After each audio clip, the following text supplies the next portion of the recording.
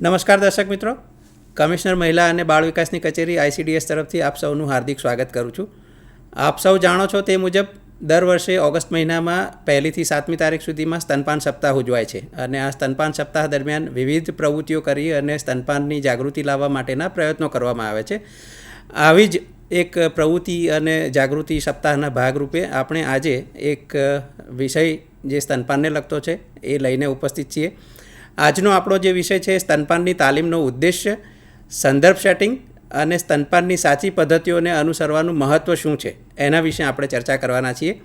અને આજે આપણી સાથે આ વિષય માટે ચર્ચા કરવા માટે તજજ્ઞ તરીકે અને એક્સપર્ટ તરીકે ઉપસ્થિત છે એક્શન અગેન્સ્ટ હંગર નામની સંસ્થામાંથી ડૉક્ટર સલોની શાહ. તેઓ ત્યાં social and behaviour change manager તરીકે કામ કરે છે. એક્શન અગેન્સ્ટ હંગરનો એક વૃદ્ધિ પ્રોજેક્ટ છે. એ વૃદ્ધિ પ્રોજેક્ટ ગુજરાતના 2 જિલ્લાઓમાં ચાલે છે અને ટેકનિકલ એક્સપર્ટ તરીકે એઓ ત્યાં કામ કરી રહ્યા છે. અને કચેરી વતી હું એમનું આ એપિસોડમાં હાર્દિક સ્વાગત કરું છું અને એમને વિનંતી કરું છું કે આ વિષય માટે આપણને માર્ગદર્શિત કરે. નમસ્તે દર્શક મિત્રો, હું doctor Saloni Shah, SBC manager project વૃદ્ધિ એક્શન અગેન્સ્ટ હંગર તરફથી અહીં ઉપસ્થિત છું. અમારી સંસ્થા કુપોષણ એટલે કે માલ ન્યુટ્રિશન ઘટાડવાના પ્રયાસોમાં ટેકનિકલ વિશેષતા ધરાવે છે. હાલ અમે મધ્યપ્રદેશ, રાજસ્થાન, મહારાષ્ટ્ર અને ગુજરાતમાં કાર્યરત છીએ. સૌ પ્રથમ હું આપ સૌને વિશ્વ સ્તનપાન સપ્તાહ નિમિત્તે અભિનંદન પાઠવવા માંગુ છું, જેમાં આપણને ખબર છે કે દર ઓગસ્ટ મહિનાનો પહેલો સપ્તાહ આપણે સ્તનપાન સપ્તાહ તરીકે ઉજવીએ છીએ. આ ઉજવણીના પ્રારંભમાં હું ગુજરાત સરકારને અભિનંદન પાઠવવા માંગુ છું અને તેની સાથે જે આપણા તમામ ફ્રન્ટલાઇન કાર્યકરો છે જેઓ માતા અને શિશુના પોષણ માટે તેમજ સ્તનપાનની યોગ્ય પદ્ધતિ, લેચિંગ અને પોઝિશનિંગ વિશે શિક્ષિત કરે છે અને એ લોકોની ભૂમિકા ખૂબ જ મહત્ત્વપૂર્ણ છે અને તેઓની કટિબદ્ધતા રાજ્યભરમાં કુપોષણ ઘટાડવામાં મદદ કરે છે.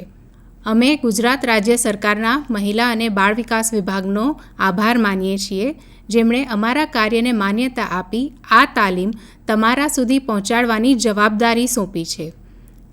આ તાલીમ દ્વારા અમે તમામ કાર્યકરને સશક્ત બનાવવા માંગીએ છીએ, જેથી તેઓ રાજ્યભરના માતા અને શિશુને સ્તનપાનની સાચી રીત પહોંચાડી શકે, જેથી બાળકની વૃદ્ધિ અને વિકાસમાં વ્યવસ્થિત પોષણ પૂરું પાડી શકીએ.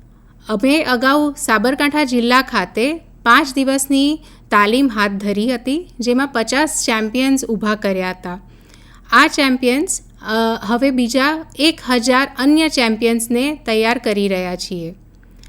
આ સત્રો સાબરકાંઠામાં ડૉક્ટર રૂપલ દલાલ અને તેમની ટીમ દ્વારા યોજવામાં આવેલ તાલીમનું રેકોર્ડિંગ છે.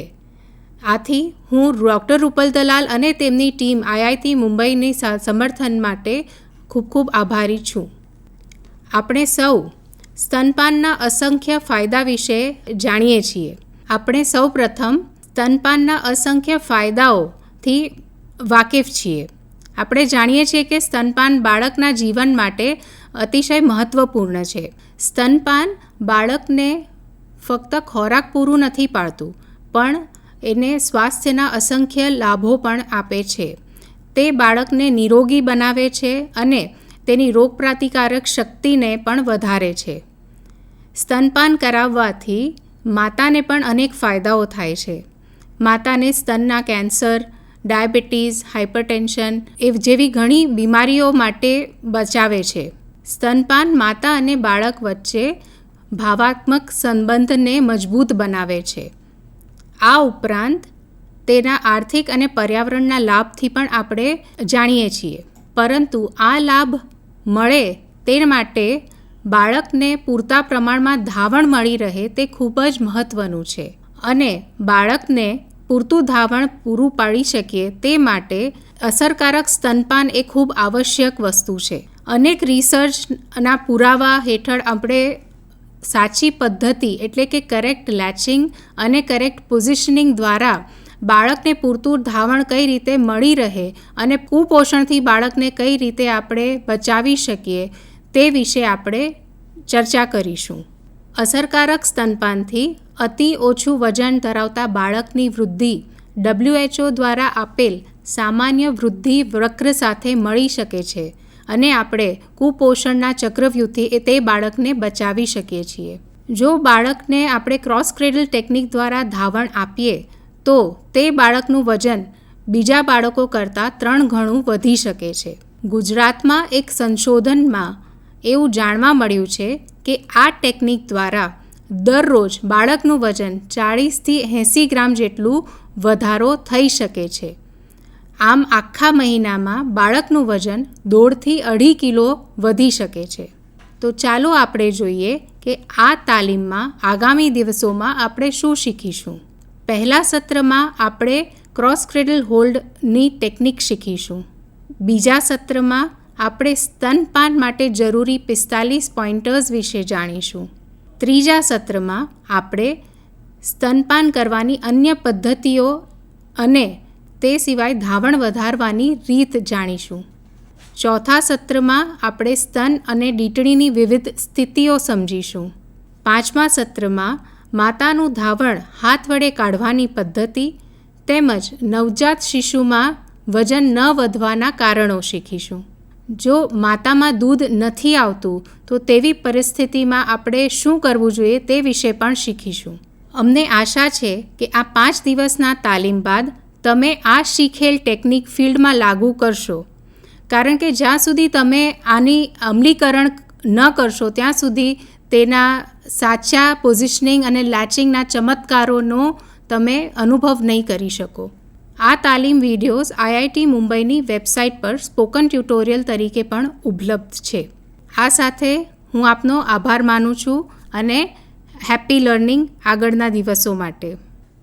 દર્શક મિત્રો, ડૉક્ટર સલોનીએ આપણને ખૂબ સરસ માહિતી આપી સ્તનપાન સપ્તાહના જે પણ કાર્યક્રમ થવાના છે અને સ્તનપાન સપ્તાહ દરમિયાન જે પણ 5 દિવસ જે ટ્રેનિંગ્સ આપણી થવાની છે એના સંદર્ભમાં.